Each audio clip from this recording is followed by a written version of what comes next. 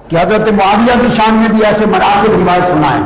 آپ نے جواب دیا ایسے مناقب و فضائل ان کی شان میں آقا علیہ السلام نے فرمایا ہی نہیں ہے. میں تمہیں کہاں سے سناؤں؟ وہ تو 1500 سال کے بعد ایک فرقہ پیدا ہوگا پاکستان میں، وہ تمہیں سنائے گا ڈر کے.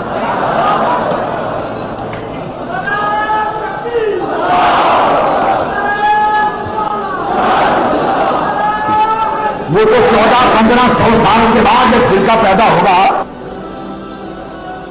ایک فرقہ پیدا ہوگا اور ان کے فرقے اور عقیدے کا مدار ہی سارا مناقب حضرت امیر معاویہ پر ہوگا. اور اس سے بڑھ کر کچھ ایسے لعین اور جہنمی پیدا ہوں گے کہ جن کے عقیدے کا انحصار مناقب یزید پر ہوگا، اور یزید کو امیر المومنین کہیں گے. ان لعینوں سے سننا اور ان جہنمیوں سے سننا، وہ دشمنان اہل بیت ہوں گے. میں تمہیں کہاں سے سناؤں؟ یہ جملہ میں نے کہہ دیا ہے، ایسے نہیں کہ امام نسائی نے یہ بات کہی تھی، مگر جو کہا ہے حق کہا ہے. ملا علی قاری کتنا بڑا نام ہے، 1014 ہجری میں فوت ہوئے. انہوں نے مرقہ لکھی ہے، مشکات کی شرح. دنیا میں اس طرح کی شرح کسی نے لکھی، حنفی عالم ہے. انہوں نے قتل عمار والی حدیث کے کانٹیکسٹ میں لکھا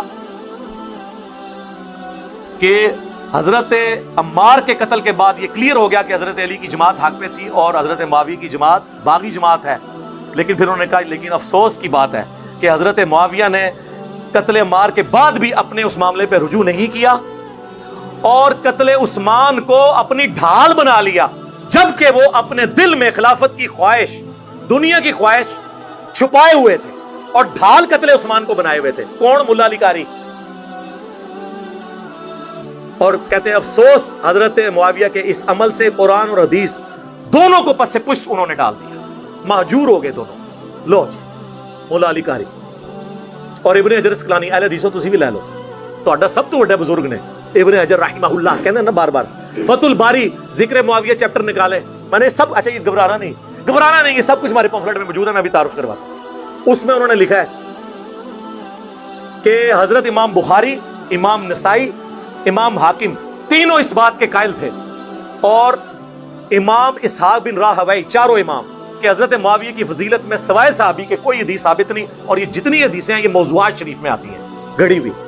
پھر کنکلوڈ کرتے ہوئے انہوں نے لکھا کہ ایک بار عبداللہ بن احمد بن حنبل نے اپنے باپ امام احمد بن حنبل سے پوچھا، جسے یہ شاہجرات صحابہ کے فتوے لاتے ہیں، کہ بتائیے علی اور معاویہ کا کیا معاملہ تھا. انہوں نے کہا، تھوڑی دیر خاموش ہو گئے، پھر انہوں نے کہا کہ بیٹا سن لے، علی کے دشمن بہت تھے جنہوں نے بڑی کوشش کی کہ علی کو نیچا کریں لیکن نہیں کر سکے.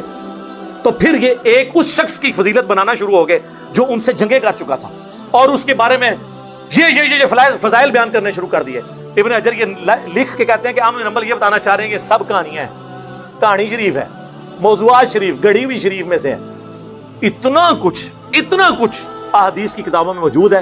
فی البدی میں بیان کرنا شروع کروں تو یعنی 3-4 گھنٹے اور لگ جائیں گے. میری کئی ویڈیوز ہیں وہ آپ دیکھ لیں. میں آپ کو اینڈ پہ نا